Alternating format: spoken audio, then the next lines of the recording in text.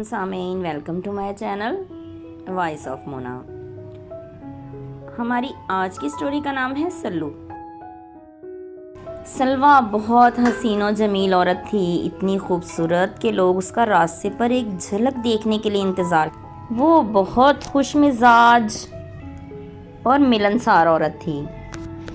وہ کہتے ہیں نا، جب حسن دیتا ہے نزاکت آ ہی جاتی ہے۔ وہ بے حد مغرور تھی، کسی کے ساتھ بات کرنا بھی پسند نہیں کیا کرتی تھی۔ وہ اس علاقے کی واحد عورت تھی جس پر مرد، عورتیں، بچے سب عاشق تھے۔ اچھی خاصی امیر عورت تھی، گھر اپنا تھا، گاڑی تھی، نوکر چاکر، ہر چیز۔ سلو ایک طلاق یافتہ عورت تھی، اس کا اچھا خاصا رینٹ آتا تھا۔ سلو کی ایک بیٹی تھی، وہ بھی بہت خوبصورت تھی۔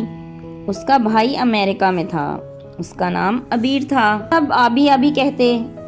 دونوں بہن بھائی ایک دوسرے سے بہت پیار کیا کرتے تھے۔ سلو کی بیٹی ماہا دونوں کی جان تھی، ان کی کل کائنات تھی۔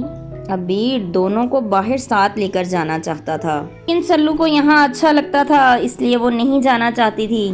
آبی آنے والا تھا آج کل میں، کچھ دنوں میں ان کے ساتھ ہوتا۔ وہ 6 ماہ کے لیے چھٹی آ رہا تھا۔ وہ ایک برٹش سے پیپر میرج کر چکا تھا وہاں پر۔ اب اس کے پاس گرین کارڈ اور نیشنلٹی سب کچھ تھا۔ وہ وہاں آٹو انجینئر تھا اور ایک ڈف اسکول کے بچوں کی وین بھی چلایا کرتا تھا۔ اس نے بولا تھا اس بار یہاں اپنا کام سیٹ کرے گا، پھر وہ آ گیا۔ وہ کافی سامان لایا تھا اور یہاں اپنی آٹو ورک شاپ کھولنا چاہتا تھا۔ ماہا اور سلو آبی کے ساتھ بہت خوش تھیں۔ وہ آتے ہی اپنی شاپ کے لیے بھاگ دوڑ کرنے لگا، دونوں ہی ہر کام میں اس کے ساتھ ہوتی۔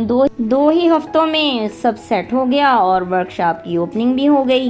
ورک شاپ بالکل باہر کے طرز کی تھی۔ آبی خوش تھا، اس کا یہیں رہنے کا ارادہ تھا۔ بہن اور بھانجی کے ساتھ انہوں نے ورک شاپ پر اپنی خالہ کے لڑکوں کو رکھ لیا، لیکن انہوں نے توجہ نہیں دی اور سب کچھ آہستہ آہستہ خراب کرنے لگے۔ رشتے دار تھے اس لیے آبی خاموش تھا، لیکن کتنی دیر؟ اس کی کئی سالوں کی محنت کا پیسہ لگا تھا۔ پھر اس نے کوشش کی، لیکن یہاں کے ماحول میں اور وہاں کے ماحول میں بہت فرق تھا۔ پھر جھگڑا ہوا، وہ لوگ چلے گئے۔ ادھر کام سیٹ نہیں ہوا اور آبی کو واپس جانا پڑا۔ ٹائم بھی ختم ہو چکا تھا۔ اس نے پوری ورک شاپ بیچ دی اور پھر واپس چلا گیا۔ وہ لاکھوں کا نقصان کر چکا تھا۔ وہ یہیں رہنے کی چاہت میں کوشش کر رہا تھا، لیکن قسمت کو منظور نہیں تھا۔ سب اداس اور پریشان تھے۔ پھر وہ دوبارہ وہاں جا کر نئے سرے سے کام کرنے لگا۔ اب سلو نے اسے بولا تھا کہ چپ کر کے یہاں مارکیٹ بنا لو، آرام سے رینٹ کھانا تو اچھا گزر جائے گا۔ سلو نے اسے بولا تم ادھر شادی کر لو۔ اب آبی نے کہا سوچتا ہوں اس کے متعلق، اب دوبارہ آؤں گا تو دیکھوں گا۔ اب کی بار وہ 3 سال کے بعد واپس آ رہا تھا۔ پھر سلو نے اس کے لیے رشتہ ڈھونڈا، اس کی شادی کر دی۔ آبی کا اپنا گھر تھا، ادھر وہ کچھ مہینے رہ کر واپس جانے والا تھا۔ سلو صبح سے کال کر رہی تھی، لیکن آبی کال نہیں اٹھا رہا تھا۔ اس کا دل ڈر رہا تھا، ایسا کبھی نہیں ہوا تھا۔ وہ ماہا کو لے کر وہاں پہنچی، مین گیٹ کھلا تھا، محلے والے اکٹھے ہو چکے تھے، گھر میں سامان بکھرا ہوا تھا اور آبی بے ہوش پڑا تھا۔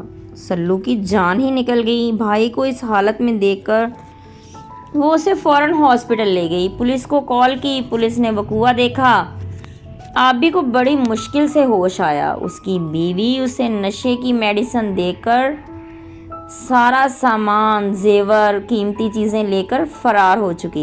ساری لسٹ ثبوت کے ساتھ پولیس کو دے دی۔